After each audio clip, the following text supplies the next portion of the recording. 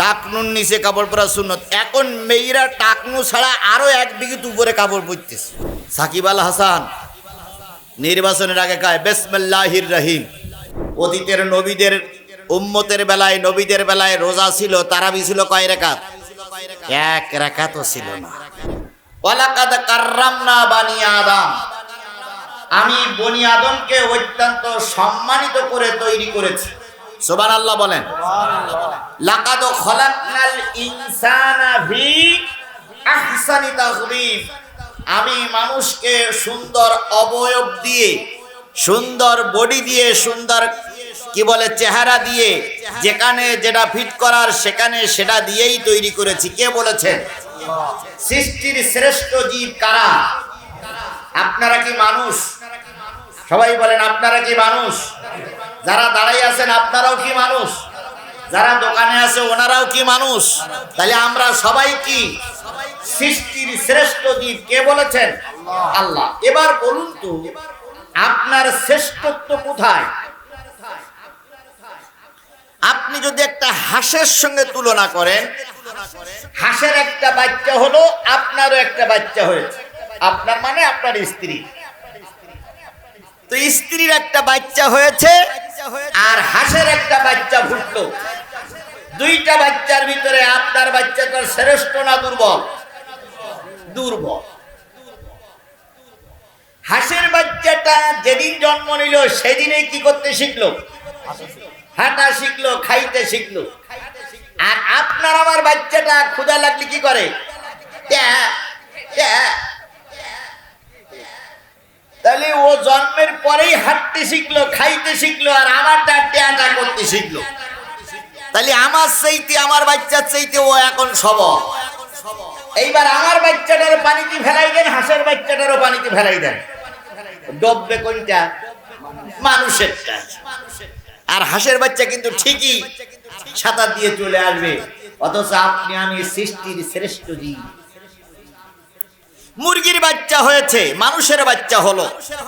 মুরগির বাচ্চা জন্মের পরেই মা মাটিতে ঢোক দিল, ও চাউল খুদ খেতে শুরু করলো। আর আপনি আমি মানুষ, কখন মা খেতে দেবে সেই অপেক্ষায় রয়েছি। কথা বলেন ঠিক না বেঠিক?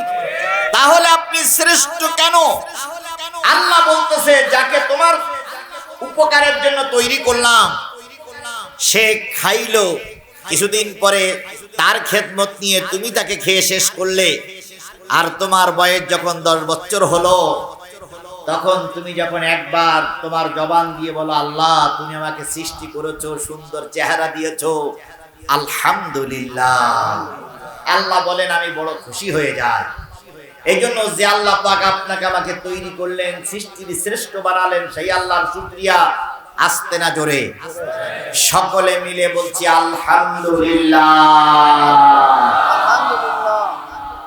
বিশ্ব মানবতার শ্রেষ্ঠ বন্ধু, তিনি সর্ব বিষয়ে আমাদেরকে গাইডলাইন দিয়ে গেছেন। আল্লাহর নবী কিয়ামতের দিন সবার আগে উঠবে। কথা বলেন ঠিক না বেঠিক? আল্লাহর নবী সাল্লাল্লাহু আলাইহি সাল্লাম যেখানেই ঘুমায় আছে, ফেরেশতা কিছু তৈরি করার পর আল্লাহ বলবেন ফেরেশতারা সবার আগে আমার নবীকে তোমরা আমার সামনে নিয়ে এসো। নবীজির রওজার পাশে ফেরেশতারা চলে যাবে। ইয়া রাসূলুল্লাহ, ইয়া হাবিবাল্লাহ, ইয়া রাহমাতাল লিল আলামিন, ইয়া শাফিয়াল মুযদাবিন, আল্লাহ আপনাকে ডেকেছে, আপনি কবর থেকে উঠুন। কবরটা ফেটে যাবে। নবী মাথা উঁচু করে দেখবে গোটা রোজে মহাশরের ময়দানে কেউ নাই, একটা উম্মতের কোনো পদধ্বনি পাওয়া যায় না। নবীজি মাথাটা নিচু করে কবরে শুয়ে পড়বে। জিবরিল আমিন বলবেন আল্লাহ ডেকেছে, এবার চলুন। নবীজি বলবে জিবরিল তুমি চলে যাও, আমার সব গুনাহগার উম্মত গুলোরে জাহান্নামে দিয়ে আল্লাহ আমাকে ডেকেছে, আমি ওই রোজে মহাশরের ময়দানে যাব না। আল্লাহ ডাক দিয়ে বলবে হাবিব বিচারে কোনো শুরু হয় নাই, কাউকে রোজে মহাশরের ময়দানে উঠানো হয় নাই, সবার আগে তোমাকে উঠানো হচ্ছে, তুমি চলে এসো। আমি আল্লাহ কথা দিলাম, যার জন্য তুমি আজকে সুপারিশ করবে, আমি আল্লাহ তাকে মাফ করে জান্নাতে দিয়ে দেব। তাহলে নবী কবরের থেকে মাথা উঠাই কাদের জন্য কথা বলবেন? আপনারা তো সেই উম্মত নাকি? আমরা তো সেই উম্মত, কথা বলেন ঠিক না বেঠিক? আমার ভাইয়া, অতীতের সব নবীদের বেলায় রোজা ছিল। অতীতের সব নবীদের বেলায় রোজা ছিল। কয় রাকাত? অতীতের নবীদের বেলায় তারাবি ছিল।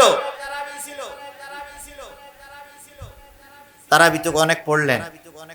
অতীতের নবীদের বেলায় কয় রাকাত করে তারাবি ছিল? 8 রাকাত না 12 রাকাত? 20 রাকাত। আলামিন ভাই বলেছে 20 রাকাত। অতীতের নবীদের উম্মতের বেলায়, নবীদের বেলায় রোজা ছিল, তারাবি ছিল কয় রাকাত? 1 রাকাতও ছিল না। কুতিবা আলাইকুমুস সিয়াম কামা কুতিবা আলাল লাযিনা মিন ক্বাবলিকুম, অতীতের লোকের জন্য রোজা ছিল, কিন্তু কি ছিল না? তারাবি ছিল না। অতীতের উম্মতের জন্য রোজা ছিল, কিন্তু অতীতের উম্মতের জন্য সেহারি ছিল না। সেহারি কেমন ছিল? সন্ধ্যাবেলা খানা পিনা শুরু করলো, যতক্ষণ জেগে থাকবে ততক্ষণ খাবে। একবার যদি ঘুমিয়ে পড়ে, সারা রাতের ভিতরে আর খাওয়া যাবে না। আচ্ছা, ওই রকম যদি আমার বেলায় হয়তো, রোজা কে কে রাখতে পারতেন? শেষ রাত্রি আজানের পরেও 15 মিনিট খায়, আছে না? আজানের পরেও 15 মিনিট খায়, তারপর 2টা-2.5টা বাজলে কয় হুজুর আর পারি না। তাহলে তাদের বেলার রোজা, আমাদের বেলার রোজা। নতুন বিয়ে করার 3 দিন পরে রোজা শুরু হলো। দাউদ আলাইহিস সালাম বলে দিলেন, মুসা আলাইহিস সালাম বলে দিলেন, ঈসা রুহুল্লাহ বলে দিলেন, তুমি রোজাদার, রাতও স্ত্রীর ধারে কাছে যাইতে পারবা না, দিনের বেলাও পারবা না। যদি ভুলেও যদি স্ত্রীর ধারে কাছে যাও আর স্ত্রীর গায়ে যদি টাচ করো, তাহলে 60টা রোজা রাখা লাগবে। রাতে, দিনের বেলায় তো যাওয়া যাবেই না, রাতেও যাওয়া যাবে না। আচ্ছা, এইরকম রোজা যদি আপনার আমার বেলায় হইতো, তাহলে বুড়ো রোজা রাখতো না। এই কয়েকদিন আগে দেখলাম এক বুড়ো বিয়ে করেছে, এক অল্প বয়সীর মেয়ে। সব মোস্তাক তো আর এক বুড়ো নাকি খেলা শুরু করেছে। কত বুড়ো যে এখন এই কি বলে চুলকানি উঠতেছে, আল্লাহ ভালো। আবার বলে পাকা লেবুর রস বেশি। ওরে বাবা, তাহলে এইরকম যদি হতো, তাহলে আমাদের রোজা রাখা কি হয়ে যেত? কষ্ট হয়ে যেত না? আল্লাহ রাব্বুল আলামিনের নবী আল্লাহর কাছে বললেন, আল্লাহ এগুলো একটু রুখসত করে দাও। আল্লাহ কোরআনের আয়াত নাযিল করে দিয়ে বললেন, নবী, সূর্য উদয় থেকে সূর্য শুরু করে সূর্যাস্ত পর্যন্ত সকল প্রকার খানা পিনা আর সকল প্রকার যৌনচার থেকে বিরত থাকার নাম রোজা। তাহলে তারাবি অতীতের নবীদের বেলায়, উম্মতের বেলায় কি ছিল? ছিল। আমাদের বেলায় 20 রাকাত, 8 রাকাত, 12 রাকাত। এখন আবার তারাবি নিয়েই মারামারি। আজকে শুনতেছি 2 মহিষ না গরু, না 2 মহিষ, 1 মহিষ আর 1 গরু নাকি আজকে বহস করে। একজন হলো ওসামা, আর একজনের নাম কি? বেরাদারে রাহুল।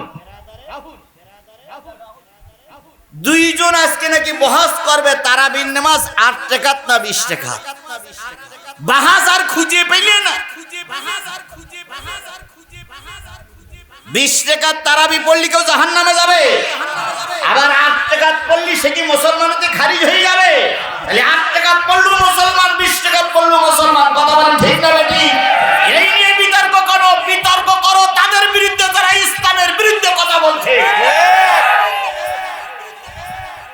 সম্মেলন করো তাদের বিরুদ্ধে যারা কোরআনের বিরুদ্ধে আইন তৈরি করছে। সম্মেলন করো তাদের বিরুদ্ধে যারা আল্লাহর আইন চায় না। সম্মেলন করো তাদের সবগুলো চোখে দেখতে পাও না। কোনে 20 টাকার তারাবি পড়বে না 8 টাকার তারাবি পড়বে, তাই ওনারা বহাস করবে, তাই আবার মাইকিং করতেছে, পোস্টারিং করতেছে। এই দুই গ্রুপের বেঞ্চে উল্টো করে ঝুলানো উচিত, এই দুই গ্রুপেরই বেঞ্চে ঝুলানো উচিত। শের বহাস 20 টাকা পড়তেছে, সে আমার ভাই। আপনার যদি খুব কষ্ট হয় 8 টাকা পড়েন, আপনিও আর ভাই। কথা বলেন ঠিক না ঠিক? নামাজি লোকের সঙ্গে বহাস নাই, বহাস যদি বসতে হবে নামাজির সঙ্গে বসতে হবে।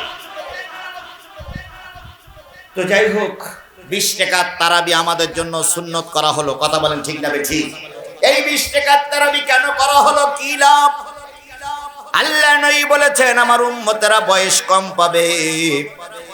এই 20 টাকার তারাবি নফল সুন্নত নামাজ যারা পড়বে, কিয়ামতের দিন যখন ফরজ নামাজ কম পড়ে যাবে, এই তারাবি নফল সুন্নত দিয়ে আল্লাহ পাকের নবীর উম্মতদেরকে আল্লাহ পাক জান্নাতে দিয়ে দেবে।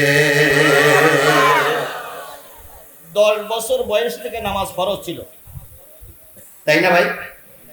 10 বছর বয়সের থেকে এই পর্যন্ত যার যা বয়স, এখন তো নামাজ কাজা হয়নি, এরকম লোক হাত তুলতে পারবেন?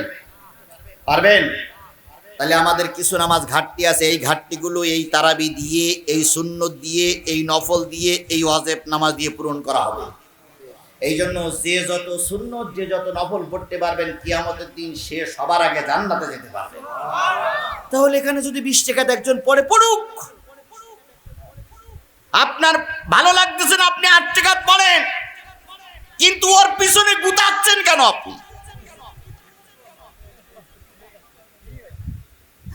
আল্লাহ আমাদের বোঝার তৌফিক দিক।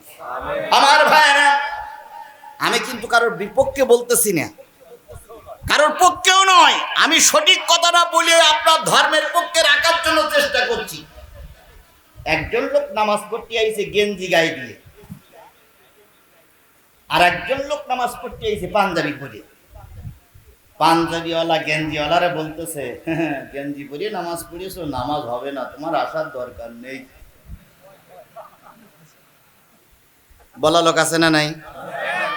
গেঞ্জি পরে যে নামাজ হবে তাও আমি বলছি না, আবার যে নামাজ হবে না তাও ফতোয়া দিচ্ছি না। শুধু এতটুকু বলি, গেঞ্জি পরুক আর শার্ট পরুক, সে মসজিদে আসছে কি করার জন্য? এই লোকটাকে কোলে টানেন, পাশে বসাইয়ে ঠান্ডা মাথায় উপদেশ দেন, ভাই তুমি যখন মসজিদে এসেছো গেঞ্জিটা ছেড়ে পাঞ্জাবি পরো, আল্লাহ এবং আল্লাহ রসুল আরো খুশি হবে। তা না করে গেঞ্জি পরেছি নামাজ হবে না, মসজিদে আসার দরকার নয়। তাহলে পক্ষে আসলো না, বিপক্ষে চলে গেল। একটা বাচ্চা মসজিদে এসেছে ইফতার করার জন্য কিংবা নামাজ পড়ার জন্য। আপনার বাচ্চা যদি মসজিদে আসে আর ইমাম সাহেব জিজ্ঞেস করে বাচ্চা কার, হুজুর ভুল করবে এসে গেছে, আমি আনতে চাইনি কিন্তু এসে গেছে। পরের দিন আর একটা ছেলে এসে, এই ছেলে কার? ইফতারের সময় ছেলে এসে সব কাণ্ড জ্ঞান নয়, অথচ কালকে বলো ওর বাচ্চা আইলো। ফতোয়া দেওয়ার সময় গার দিক যখন আসে একরকম, আর অন্যের দিক জায়গায় যখন তখন আর এক রকম কথা বলেন, ঠিক না ঠিক? এইগুলো পরিহার। একটা ছোট্ট বাচ্চা মসজিদে আসলো, ওরে আদর করেন, মহব্বত করেন, নামাজের নিয়ম কানুন শিখাই দেন। ও মনে মনে ভাববে এটা বড়দের জায়গা নয়, এটাও ছোটদের জায়গা। আর যদি হেঁকে তাড়াই দেন, তখন বাড়ি যেয়ে বলবে মা আমি ওখানে যাব না, ও বড়দের জায়গাও আমার না। এই ছেলেটা বেনামাজি হওয়ার মূল আপনি। কথা বলেন ঠিক না ঠিক? এই জন্য ফতোয়া দিবেন ঠিকই, কিন্তু যেই ফতোয়া দিলে সমাজে ফিতনা সৃষ্টি হয়, আল ফিতনাতু আসাদ্দু মিনাল কতল, ফিতনা সৃষ্টি করা হচ্ছে কতলের চেয়ে আরো জঘন্যতম কাজ। আল্লাহ আমাদের ফিতনা বন্ধ করে রসুলের তরিকা মোতাবেক চলার তৌফিক দান করুক। সকলে বলুন আমিন। এই যে ঈদ করলেন গতকাল, এই ঈদটা কিন্তু অন্য নবীর জামানায় ছিল না। অন্য নবীর জামানায় একটা ঈদ ছিল, সেটা কোন ঈদ বলেন তো? ঈদুল আজহা। মরহম না, যদি না জানা চুপ করে থাকে। অন্য সব নবীদের বেলা একটা ঈদ ছিল, সেটা কোন ঈদ? ঈদুল আজহা। আর ঈদুল ফিতর শুধুমাত্র মুহাম্মদ সাল্লাল্লাহু আলাইহি সাল্লাম আর তার উম্মতের জন্য ওয়াজিব, অন্য কোন নবীদের বেলায় ছিল না। তাহলে আমার নবীর জন্য, আমাদের উম্মতের জন্য স্বতন্ত্র একটা ঈদ হলো। ঈদ শব্দের অর্থ কি? ঈদ শব্দের অর্থ কি? আচ্ছা, ঈদ শব্দের অর্থ আনন্দ। আপনি কোথায় পাইছেন? আমরা আনন্দ বানাই নিছি। ঈদ শব্দের অর্থ আনন্দ নয়। ঈদ শব্দের অর্থ হচ্ছে ফিরে আসা, বারবার ফিরে আসা। আনন্দের সঙ্গে ফিরে আসার নাম কি? ঈদ। কিন্তু ঈদ মানে আমরা কি বানাইছি? আনন্দ আর পটকাবাজি ফুটাইব, আর যে যত পারবে খাওয়া। আর দেখেন না, ঈদের পরে, আজকে আমি বাড়ির থেকে, বাসার থেকে আসলাম, ঈদের পরে ওই রমজান মাসে শয়তান বান্দা ছিল। এখন যে শয়তান রাস্তায় নেমেছে ভাই, ওই ইবলিশ শয়তান আর এই এলাকায় নেই। ওরে সর্বনাশ, মেয়েরা যে কি কায়দায় রাস্তায় নেমেছে। আমার ড্রাইভার বলতেছে পাশে ছেলেটারে যে পুরুষের হাঁটুর টাকনুর নিচে ওপরে কাপড় পরা সুন্নত, আর মেয়েদের টাকনুর নিচে কাপড় পরা সুন্নত। এখন মেয়েরা টাকনু ছাড়া আরো এক বিঘত উপরে কাপড় পরতেছে, আর এত টাইট ফিট প্যান্ট আর পায়জামা পরিস। আমি চিন্তা করি, ও যদি ছোট রুমে যায় তাহলে ও খুলবে কি করে?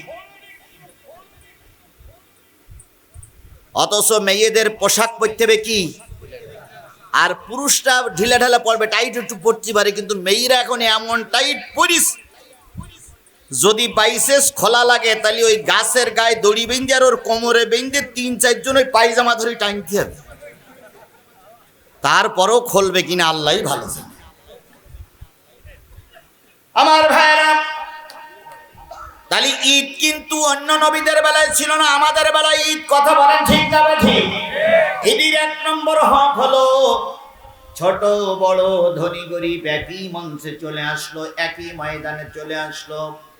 সালাত আদায় করার পর একে অপরের সঙ্গে কোলাকুলি করলো, মোসাফা করলো, আর বললো ভাই, দ্বিধাদ্বন্দ্ব সব ভুলে গেলাম, তুমি আর আমি ভাই ভাই।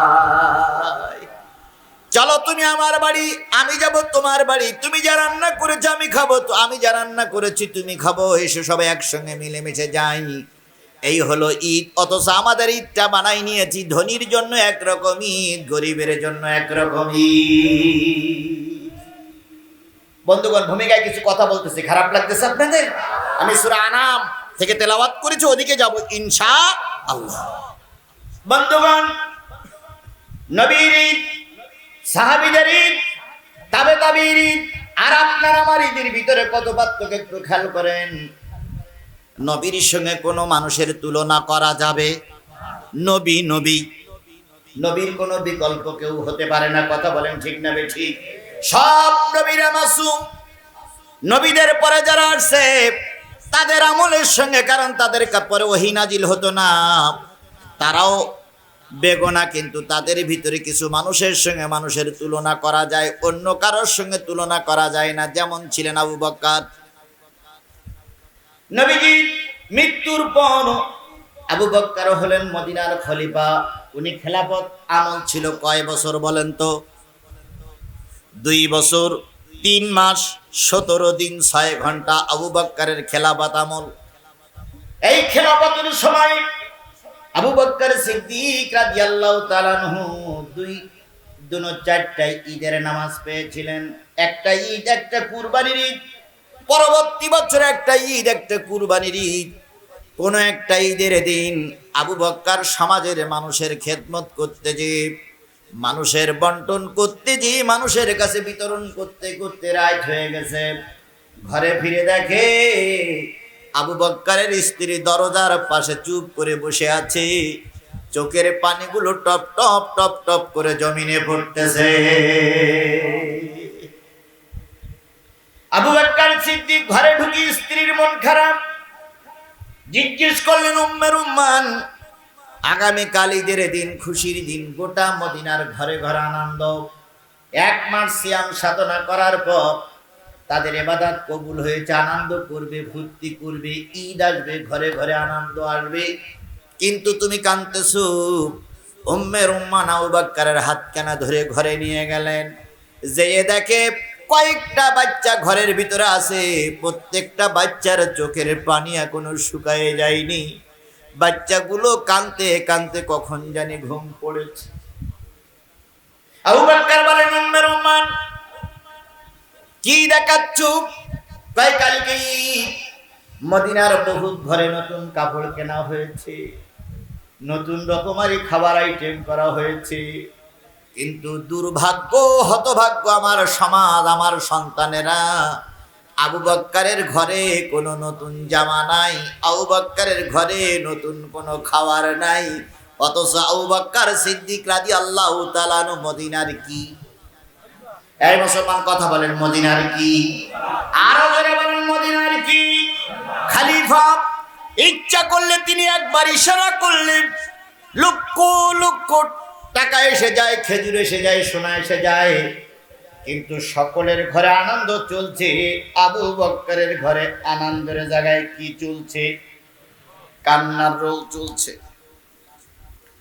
সামান্য একটা পুলিশের আইজি, র্যাবের মহাপরিচালক ছিলেন বেনজির আহমেদ। কি আহমেদ? বেনজির আহমেদ। উনি যে চাকরি করেছেন সেই চাকরির টাকা এক জায়গায় করলে, সারা জীবনের টাকার পেনশন এক জায়গায় করলে খুব বেশি হলে 2 কোটি টাকা এক জায়গায় হতে পারে। অথচ ওনার এখন সম্পদ হলো 40,000 কোটি টাকার উপরে। এ টাকাগুলো সব জিবরাইল আর মিকাইল দিয়ে গেছে। জিবরাইল আর মিকাইল দিয়ে গেছে। সব কাদের টাকা? জোরে বলেন, কাদের টাকা? জনগণের টাকা খেয়ে কোটি কোটি টাকার সম্পদের মালিক হয়েছ। আজকে সরকার তোমার সাপোর্ট করছে, একদিন এই সরকার থাকবে না। তোমাদের মতন নেতাদের বুড়ি ফেলে ফেলে জনগণ টাকা বাহির করবে। আর এই কথাগুলো বললে কিছু লোকের মুখ টুক কালো হয়ে হনুমানের মতন হুম করে বসে থাকে, আর কয় হুজুর আসে আবার রাজনীতি করে কেন? চামড়া খুলিয়ে ফেলবো। জনগণের টাকা খেয়ে কোটি কোটি টাকার মালিক হওয়ার আমরা বলতে পারবো না এটা আমার টাকা। কত বলেন ঠিক না ঠিক? ভ্যানওয়ালার টাকা, রিকশাওয়ালার টাকা, মসজিদের টাকা আত্মসাৎ করা, টাকা মাদ্রাসার টাকা আত্মসাৎ করা, যে যা খেয়েছো প্রতিটা টাকার হিসাবে কালো দেওয়া লাগবে, পরকালেও দেওয়া লাগবে। মাত্র 2টো মেয়ে, ছেলে সন্তান আল্লাহ দেয়নি, আর এগা আল্লাহ ছেলে সন্তান দেয়ও না। কারণ এদের ছেলে সন্তান না দিয়ে আল্লাহ পাক এদের সারা জীবন কাঁদায়। কথা বলেন ঠিক না ঠিক? তো যে কথা বলছিলাম, খলিফার ঘরে কি নাই? খাবার নাই। বাচ্চারা ঈদের দিন কি করতেছে? হযরত আবু বকর বলেন, উম্মে রুম্মান কেনই ভাইয়েরা কাঁদে? ঘরে খাবার নাই, পরনের কাপড় ভালো না, আগামীকালকে ঈদের ময়দানে যেতে পারবে না, তাই কাঁদে। আবু বকর বললেন, উম্মে রুম্মান দুঃখ নিও না, বাইতুল মাল থেকে আমাকে যে বেতন দেওয়া হয়, ওই বেতন 30 দিন চলা বড় কষ্ট হয়ে যায়, আর এই টাকা যা থাকে তাই যে আমার সংসার চলা কষ্ট হয়ে যায়। নতুন জামা কেনার মতন পয়সা আবু বকরের ঘরে নাই। এদেরকে বলা হয়তো কি? খলিফা। আর আজকে আমাদের যারা কাপড় সেলাই করে তারাই হয়েছে খলিফা। খলিফা শব্দের অর্থ হচ্ছে প্রতিনিধি। খলিফা শব্দের অর্থ কি? আমার এই জামাটা দর্জির বলেছি, আমি যেভাবে বলবো সেইভাবে বানাবা, যেভাবে বলতে বলেছি সেইভাবে বানাই, তাই হইল প্রতিনিধি। আজকে আমার সমাজে খলিফা নাই, আছে প্রেসিডেন্ট। আমার সমাজে দায়িত্বশীল নাই, আছে এমপি মন্ত্রীরা। এদের নির্বাচনের আগেই চরিত্র ফুলের মতন পবিত্র হয়, নির্বাচনের আগে সালামের জোর বাড়ে। যেই না নির্বাচন হয়ে যায়, 4-5 বছরের ভিতরে দেখা যায় না, 3 মাস আগেই কয় ভাই আমি কিন্তু আসিয়া গিয়াছি। কি সালাম, আসসালামু আলাইকুম, আসসালামু আলাইকুম, আসসালামু আলাইকুম, আসসালামু আলাইকুম। আর মঞ্চে উঠে বিসমিল্লাহ বলার কায়দাকে বিসমিল্লাহির রহমানির রহিম, আসসালামু আলাইকুম। বিসমিল্লাহ বলতেই পারে না। কথা বলেন ঠিক না ঠিক? আরে বলবে কি? দেশের প্রধানমন্ত্রী সবচেয়ে বড় চেয়ারে বসে আছে, তিনি কয় লাকুম দিনুকুম ওয়ালিয়া দিন, বুখারীর হাদিস। তাহলে দেশের যে প্রধানমন্ত্রী উনি কয় লাকুম দিনুকুম ওয়ালিয়া দিন, বুখারীর হাদিস, তাহলে উনি কোনটি হাদিস আর কোনটি কোরআন জানে না, এরা জানবে কোথা থেকে? সাকিব আল হাসান নির্বাচনের আগে কয় বিসমিল্লাহির রহিম, এখনো কয়, তাই না? বিসমিল্লাহির রহিম, বিসমিল্লাহির রহমানির রহিম শব্দটা উচ্চারণ করতে যারা পারে না, তারা আর যাই হোক মুসলমানদের এমপি হতে পারে না। ওটা ওই ভারতের এমপি হওয়ার সাথে কিন্তু মুসলমানের এমপি হতে গেলে কোরআন সহি করে পড়া লাগে। কথা বলেন ঠিক না বেটি? ও যতই ওয়াজ করি না কেন, ভোটের আগে তিনি 1000 টাকা পালি আপনার ওয়াসি, যতই শপথ করি যে ভাই কোরআনের পক্ষে থাকতে, আপনি এখন শপথ করবেন আসি আসি আসি, ভোটের দিন এশার নামাজের পরে 1000 টাকার একটা নোট দেবে, পরের দিন সকালবেলা ইমাম সাহেবের বলবেন হুজুর কালকে পর্যন্ত মুখের পক্ষে ছিলাম, আজকে আর থাকতে পারলাম না বলে আন্তরিকভাবে দুঃখিত। এরকম মুসলমান এই মজলিসই আছে, এখানেই বসে আছে। এহতাসাম বিল্লাহ ওয়াজ করি হবে কি? এরা ওয়াজ শোনে কিন্তু ওয়াজ পেটের ভিতরে ঢুকায় না। আবু বকর সিদ্দিক বললেন উম্মে রুম্মান দিতে পারলাম না, দুঃখিত। উম্মে রুম্মান বললেন স্বামী, ছেলের চোখে পানি, মেয়ের চোখে পানি, পরিবার ভারাক্রান্ত, আমি আপনাকে পথ ছেড়ে দেব না, চেষ্টা করে দেখি সামনের ঈদে কিছু করতে পারি কিনা। প্রতিদিন দুপুরবেলা খেজুর আসে, রাতে আটা আসে, বাইতুল মালের থেকে পরিবারের জন্য 4টে করে খেজুর আর 2 মুষ্টি করে আটা আলাদা করতে লাগলো। এবার বলুন তো, এই ঈদ কালকে হয়ে গেল, সামনের ঈদ আসতে কয়দিন বাকি? 1 মাস। এত তাড়াতাড়ি ভুলে গেলেন রে ভাই? 2 মাস 10 দিন পরে যে ঈদটা আসবে, সেই ঈদটার নাম কি? গরু খাওয়া ঈদ। হ্যাঁ, ঈদুল আজহা মানে কি? ত্যাগের ঈদ, কুরবানির ঈদ। আচ্ছা যাই, ওদের গিলামি শেষ করতে পারবো না। 2 মাস 10 দিন পর আবার ঈদ আসলো। আবু বকর সিদ্দিক রাষ্ট্রের দায়িত্ব পালন করে একটু রাত হয়েছে, বাড়ি ফিরেছে। গত ঈদে এসে দেখে স্ত্রী কি করতেছিল, কাঁদতেছিল। আজকে এসে দেখে স্ত্রী খুব খুশি খুশি ভাব। কিরে উম্মে রুম্মান, আজকে খুশি খুশি কেন? উম্মে রুম্মান 2টা পোটলা নিয়ে আসলেন। কি নিয়ে আসলেন? একটা পোটলার ভিতরে খেজুর আর একটা পোটলার ভিতরে আটা। 2টা পোটলা এনে স্বামীর হাতে দিয়ে বলতেছে, স্বামী গত ঈদে ছেলে মেয়ের চোখের পানি মুছতে পারি নাই, তাই 2 মাস 10 দিন চেষ্টা করে 2টো পোটলা বানিয়েছি। পোটলা 2টা বাজারে নিয়ে যাও, পোটলা 2টো বিক্রি করে যা হবে সেই টাকা দিয়ে আমার সন্তানদের নতুন কাপড় নিয়ে এসো। আবু বকর বললেন পোটলার ভিতরে কি? কয় এটার ভিতরে খেজুর আর এটার ভিতরে কি? আটা। কোথায় পেয়েছো? আবু বকরের স্ত্রী সব কিছু খুলে বললেন যে নিজের পরিবারে একটু কষ্ট করে 2 মাস 10 দিনের ভিতরে এইটা সঞ্চয় হয়েছে, জমা হয়েছে, ব্যাংকিং হয়েছে। আবু বকর সিদ্দিক রাদিয়াল্লাহু তাআলা আনহু 2টা পোটলা নিয়ে বাজারে গেলেন। 2টা পোটলা নিয়ে বাজারে যখন বিক্রি করবেন, তখন মনের ভিতরে একটু সংকোচ বোধ করলেন, আমি না খলিফা, কত মানুষ রাস্তার পাশে না খেয়ে পড়ে আছে, কত মানুষ বস্ত্রহীন অবস্থায় আছে, কত মানুষ গরিব অসহায় মানুষ, তাদের কোনো সম্বল নেই, সহায় নেই। আমার পরিবারে যদি আনন্দ চলে, আমি কিয়ামতের দিন আল্লাহর কাছে কৈফিয়ত দিতে পারবো না। 2টা পোটলা বাইতুল মালে জমা দিলেন। বাইতুল মালে জমা দিয়ে আবু বকর অনেক রাত্রি ফিরে আসলেন। আবু বকরের স্ত্রী পথ চেয়ে বসে আছে, কখন স্বামী নতুন কাপড় নিয়ে আসবে। কিছুক্ষণ পরে খালি হাতে ফিরে আসলেন। উম্মে রুম্মান জিজ্ঞেস করলেন, কই সেই নতুন কাপড়, কই সেই নতুন খানা পিনা? আবু বকর বলেন, উম্মে রুম্মান সবগুলো বাইতুল মালে জমা দিয়ে দিয়েছি। আপনি জমা দেবার কে? আপনি জমা দেবার কে? আমি তো না খেয়ে সঞ্চয় করেছি, কথা বলেন ঠিক না ঠিক? তাহলে আপনি জমা দেবেন কেন? উম্মে রুম্মান বললেন, আপনি জমা দিলেন কেন? আবু বকর বলেন, উম্মে রুম্মান ভালো করে শোনো, এইগুলো জমা শুধু দেই নাই, আগামীকাল দুপুর বেলা যখন খেজুর আসবে তখন বলে দিয়েছি 4টে খেজুর কম দিও। যখন রাতের 8টা আসবে তখন বলেছি 2 মুষ্টি কম দিও, কারণ 2 মাস 10 দিন আমিও তোমার সঙ্গে খানা পিনা করে বুঝেছি পরিবারে কোনো কষ্ট হই নাই। 4টে কম হইলে আর একজন গরিব মানুষ বাঁচবে, আর আমার পরিবার না খেয়ে কষ্ট পাবে না, সুতরাং 4টে করে কম দিও। এর নাম হলো রসুলের সাহাবী। এরকম চরিত্রবান যদি হওয়া যায় তাহলে এই ঈদ আমাদের জন্য আনন্দদায়ক, কথা বলেন ঠিক না ঠিক?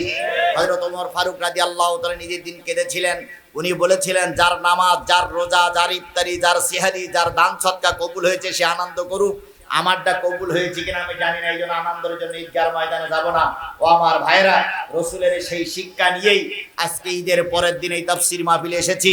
এই জন্য রসুলের নামে দুরূদ আর সালাম সকলে মিলে বলছি সাল্লাল্লাহু আলাইহি ওয়াসাল্লাম। বন্ধুগণ, সবাই মিলে বলুন তো কি শোনার জন্য এসেছি? আরো জোরে বলেন, কি শোনার জন্য এসেছি? কোরআনের চাইতে দামি কিতাব আর পৃথিবীতে কিছু আছে? জোরে বলেন আছে। আরো জোরে বলেন আছে। তবে সকলের কাছে কোরআন দামি নয়, যারা কোরআন বোঝে তাদের কাছেই কোরআন দামি। ছাত্র ওস্তাদের কাছে বলতেছে, ওস্তাদ আমি তো কোরআন হেফজ করতেছি, এর মূল্য কত? ওস্তাদ বলতেছে যে পৃথিবীর সব জায়গায় সব কিছু যদি এক প্ল্যাটফর্মে রাখো আর কোরআন যদি আরেক প্ল্যাটফর্মে রাখো তাহলে এই কোরআনের মর্যাদা বেশি। আপনারা কি তাই মনে করেন? আপনারা কি তাই মনে করেন? আমিও তাই মনে করি, বলি সুবহানাল্লাহ। তো ছাত্র চিন্তা করতেছি, এত দামি জিনিস আল্লাহ আমার শেখাচ্ছে, আমি 1 পারা 2 পারা মুখস্থ করেছি, এত দামি জিনিস, এখন যাবার পথে হঠাৎ করে সাইকেলের ফিতে ছিঁড়ে গেছে। মুসির কাছে নিয়ে বলতেছে, ফেটে একটু সরি করে দেন তো। তো মুসি ফিতেটা জুত করে দিয়েছে, দেওয়ার পরে বলতে টাকা দাও। ছাত্র এবার বুকে হাত বেঁধে বলতেছে, আউযু বিল্লাহি মিনাশ শাইতানির রাজিম, বিসমিল্লাহির রহমানির রহিম, আলহামদুলিল্লাহি রাব্বিল আলামিন, আর রহমানির রহিম, মালিক ইয়াউমিদ্দিন, ইয়াকা না'বুদু ওয়া ইয়াকা নাস্তাইন, আলিফ লাম মিম, যালিকাল কিতাবু লা রাইবা ফি। মুসিবত যাই, থাম থাম থাম, আমি তোর কাছে টাকা চাইছি, তুই বাউ বাউ করতেছিস কেন? টাকা ফেল। তো হুজুর যে বলল পৃথিবীর সবচেয়ে দামি কিতাব হইল কোরআন, ও সব বুঝিনি, 1 টাকা দেওয়ার দরকার 1 টাকা দিয়ে যায়। এখন জুতো রেখেও হুজুরের কাছে বলতে, হুজুর আপনিও মিথ্যে কথা বলেন। হুজুর বলতেছে, কেন ভাই? আপনি যে বলেন সবচেয়ে দামি, একটু জুতোর ফিতে সই করেছি, সূরা বাকারার খানিকটা পড়েছি, সূরা ফাতিহা পড়েছি, তারপরে বলে টাকা দেয়, তাহলে দামি হইলো কি করে? হুজুর বলতেছে, বাজান একটু অপেক্ষা কর। হুজুর বাক্সটা খুললো, আলমারিটা খুলে একটা লোহার মতন একটা মার্বেল বাহির করলো। বাহির করে বলতেছে, বাজান রে, দোকানে যা, বাজারে যা, বাজারে এই যাচাই বাছাই করবি, কিন্তু মার্বেলটা যেন বিক্রি করিস না, শুধু শুনিয়ে আসবি কে কত দাম বলে। মার্বেলটা নিয়ে ছাত্র 2 পারার হাফেজ তরকারির দোকানে যেয়ে বলতেছে, ভাই এটা কিনবেন? তরকারির দোকান থেকে বলতেছে, 100 গ্রামও হবে না, আর ওই 100 গ্রাম এমনি আমি ভাও দেই। কি যদি পুঁই শাক নেন তো 100 গ্রাম ভাব দেবে না? আলু নিলেও একটু টান দেয়, ও আমার দরকার নেই, নিয়ে যাও নিয়ে যাও। দোকান তাইছে চাউলের দোকানে, চাউলের দোকানদারের কাছে বলতে, কিনবেন? কাছে না, 50 গ্রাম হবে, আমার 50 গ্রাম এমনি আমি 60টাই নেব না, চলে যায়। কামারের দোকানে গেছে, কি বলতে, ও তো ছুরিও হবে না, দাও হবে না, চলে যা। ছাত্র চলে আসতেছে, হঠাৎ করে এক স্বর্ণকারের দোকান পড়েছে, স্বর্ণকারের কাছে দিয়ে বলতেছে, ভাই এটা কি কিনবেন? স্বর্ণকার হাতে নিয়ে একটা ঘষা দিয়ে বলতেছে, সর্বনাশ, তুই আমার কোলে আয়, এত দামি জিনিস কই পালি, কত টাকা তুই নিবি? ছেলে তখন বলতেছে, তরকারি আওলা চিনল না, চাউল আওলা চিনল না, মুদি দোকানদার চিনল না, কামারও চিনল না, এত দাম দিতে নিতে চাইলো, তাহলে মনে হয় জিনিসটা ভালো। ছাত্র কয় বিক্রি হবে না, কয় কত লাখ নিবি শুধু বল। এবার ফিরে আসার পর ওস্তাদ বলতেছে কি হয়েছে, কয় হুজুর 5 দোকান খুঁজলাম, 4 দোকানে ওনারা তাড়াই দিল। একটা লোক কদরের সঙ্গে দাম দিতে চাইলো, কিন্তু আমি দেই নাই, ফিরাই নিয়ে আসছি। হুজুর তখন বুকের ভিতরে জড়াই ধরে বলতেছে, বাজান রে, এই 5 জনের ভিতরে যেই সোনাটারে চিনেছে তার কাছে এই সোনার মূল্য অনেক বেশি। কথা বলেন ঠিক না বেশি? ও আমার ভাই, এই কোরআন কিন্তু মুসির কাছে প্রিয় না, এই কোরআন কিন্তু সুৎখোরের কাছে ভালো লাগবে না। কথা বলেন ঠিক না বেশি? এই কোরআন যাদের জন্মের সমস্যা আছে তার কাছেও ভালো লাগবে না। যার বাবা ভালো, মা ভালো, যার রক্ত ভালো, যার জন্ম ভালো, তাদের কাছেই কেবল কোরআন